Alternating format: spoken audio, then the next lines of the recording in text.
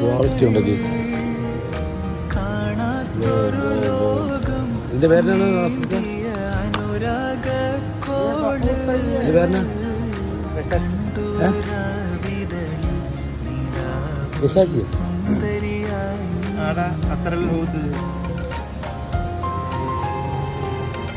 അതുപോലെ തന്നെ നമ്മുടെ അജ്മൽ ഉണ്ടോ?